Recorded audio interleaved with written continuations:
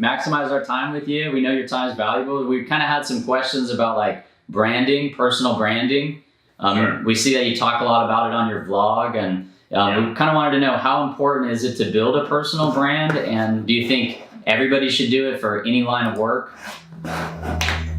Yeah, good question. No one buys real estate from me, right? I'm a real estate broker. Everyone buys into my brand, and through that then comes real estate, right? They could buy real estate through anybody. People could buy real estate online now. People can buy it through one of the 80,000 real estate agents that are in New York City. They can just walk into open houses. They don't need anybody anymore. But they buy into my personal brand and then want to work with me to go and buy something else that's already readily available. Like, you can buy shoes online, but if you know your friend had a really good experience with a great shoe salesman at Macy's or some other store, you might say to yourself, actually, should I run the risk of buying my own shoes online and maybe the size isn't wrong, maybe the fit sucks, maybe I don't know something about it, or should I actually spend the time, go see that shoe salesperson and actually get something I know is going to be awesome? And that's the personal brand that shoe salesperson set up for delivering excellent customer service. And that's what I do for real estate, and that's what I think any successful salesperson and business person really does, right? Yeah. Especially today, especially when everything's available on Amazon. Like, you can talk to Alexa and that thing shows up. You can't really do that for buying a home. But no one buys the product. They buy the person, and through the person comes the product. That makes sense. Yeah. Can I ask you a question about self-confidence? Sure. It kind of seems like, everything that I watch, you just seem like a very confident person. I wanted to notice if you deal with any like self-doubt, or how you break yourself out of the confidence, or break yourself out of that comfort zone.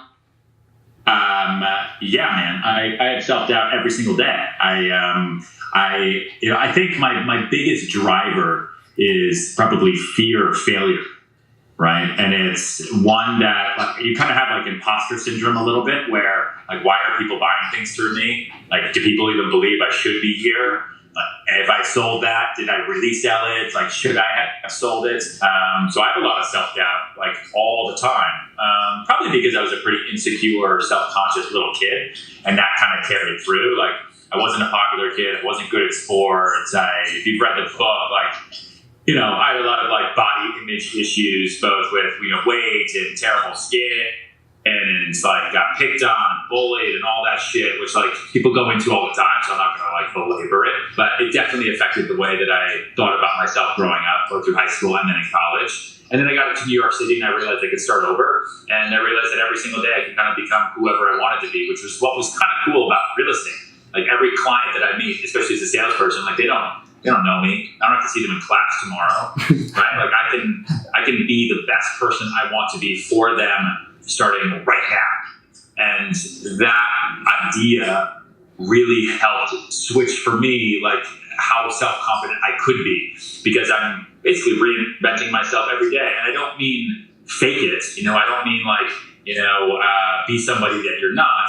I just mean that, like, if you are self-conscious or insecure or have feelings of self-doubt, either day in, day out, or, every once in a while, it's okay to feel that. And tomorrow is a brand new day to be the best version of yourself you want to be, because you're going to meet a new person. Like, that's what's so cool about everything that we do, right? Either being entrepreneurs or being salespeople, like, you're going to meet somebody new, and they don't know that you did that stupid thing 2 years ago, right? Or they don't know, like, what you're feeling about yourself. They just want to see that you're confident, and that you're confident in yourself, and they're confident in what you're doing, because that's what they're going to buy. It's awesome. Cool. Thank you. Yeah. But that fear of failure gets me. That's my biggest driver. And the fear of wasted potential. Like, life is short, man. Like, it's super short. I don't know if you've ever known anybody who died, but like the minute you know somebody who's young who's died is the minute you realize, like, holy shit, like, life is just super short, and you've got to be confident. Otherwise, like, why should anyone else have confidence in you? And it's not about being overconfident, because then you're an asshole. It's about finding that fine line of where you're confident enough where you're the best person to work with. And if somebody chooses not to work with you, then kind of shame on them. Like, unfortunate for them, no problem. And anyone who doesn't hire me, I always send them an orchid. Why is that? Why an Great orchid? flower to send to somebody. Because it's a great, simple flower that's great for kitchens and bathrooms and stuff like that. We use it a lot for staging apartments. Okay. It's like $30 or $40. And so anytime someone doesn't hire me, I'll send them an orchid and say, thanks so much for the opportunity. Looking forward to seeing you again. And I swear to God, like, those people always come back to me because the people that they hire don't get them a gift. Wow. That's a cool little tip. That's awesome. Hey, I was wondering, is there any advice that you would give your younger self? Any advice that I would give my younger self? Mm-hmm. Yeah, if you, it's interesting. If you look in the book, you got the book behind you? Yeah. If you look, where is it? 1 second. So I wrote this book as a playbook for my entire team. Yeah, if you look on page 214, right, there's like the old man version of me. Oh my God. That's awesome. Okay. So I see you got the book back there. Now you actually have to read it. I listened to the audio. Listen, it's there's an old man version of me in there because that's the person that I work for every single day, and I talk about that in like keynotes and speeches. I go into a lot, but the advice that he gives me is to keep working and to work harder every day than I did the day before, and to keep taking risks, right? Calculated risk, like smart risk, and to keep pushing myself because I eventually, before I know it, I'm going to be that guy who's 80 years old, like in that book. Right? Like before we know it, literally yesterday, I was 24 getting my real estate license and had no idea what I was doing. It's like amazing how time flies. But if I went back in time 10 years ago to my younger self, I'd probably be very, very calm. And I'd just tell him, everything is going to be okay. Tomorrow is a brand new day.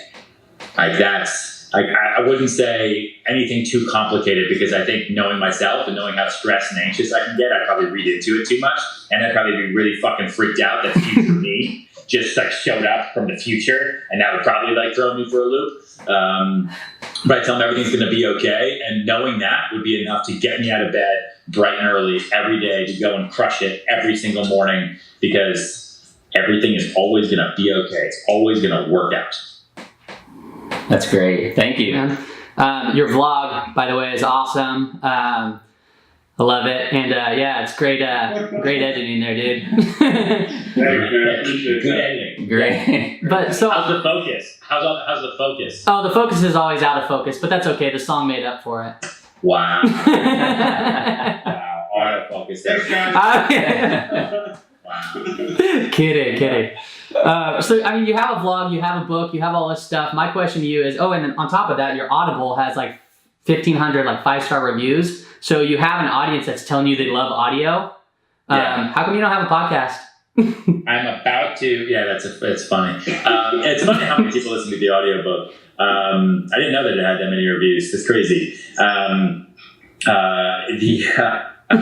trying to thank you. I'm working on one actually right now. I'm working on it. I didn't want to do it. Honestly, man, I'm so busy. I didn't want to do a podcast like just from my office. I didn't want to bootleg it. I didn't want to just rip audio from the vlogs and put it out there, which had some bullshit podcast. Like I wanted to do something real that felt real, that felt like I actually put a lot of thought into it and worked on it. So we've been working on the podcast for the last year. I haven't announced it yet, but I'm working on a deal. It's with a major media company that's going to be behind it. So it's not just going to be like Ryan's podcast from his office. It's going to be something much bigger. And as soon as it's solidified, you guys will be the first to know. Sick. Cool. That's awesome, man. Yeah. Sweet. Yeah. I got time for, let's say, one more question, and then I'm going to run and try to convince this Russian to let me sell his apartment. Actually, congratulations on the baby, by the way. Thanks. Yeah. I was kind of curious. How do you balance your personal life and your business? I mean, you must be really busy with new addition to the family there. Yeah, that's a good question. How I balance kind of my personal life and my work life. I think that when a lot of people ask me that question, they just sort of think that there should be a 50-50 balance, right? Or some way, shape, or form, or maybe like a 70-30. But people look at like a work-life balance kind of like a seesaw, and they want to be on one side or the other, and they don't know how to do it. So then when they're home, they resent their home life because they're not at work. And then when they're at work, they resent their work life because they're not at home. When for me, it's really been about finding, for one, lucky enough for me, finding a great partner, right? Somebody who understands how much I like to work, and that's like an amazing priority for me, and who also understands like the synergy with my business. So I try to include my home life and my work life as much as I possibly can. Like, evening events and stuff like that, we try to go together.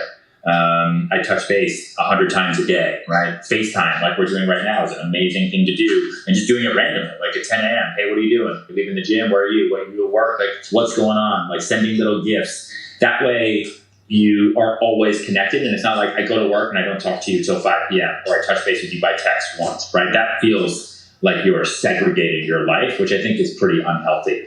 And then I work a little bit on the weekends so that I can also maybe spend a little bit during the week at home. So like yesterday, I took like an hour in the middle of the day because I could and went and saw the baby. Right? But this coming Saturday, I'm going to work for an extra hour in the office. That way I bring a little bit of my weekend into my week and a little bit of my week into my weekends. And then overall, it's just a much healthier lifestyle, and it's worked pretty well so far. Oh, that's awesome. Yeah, man. Well, we really appreciate you calling us. This is really crazy. Yeah, this is fantastic. Yeah, man. Keep me posted. I'll let you know about I'll let you know about the podcast. And thank you for watching. Thanks for listening. You guys are awesome. And thanks for doing this. Bye, man. Thanks, Yeah. Ryan. Take All right, care. see ya. Bye.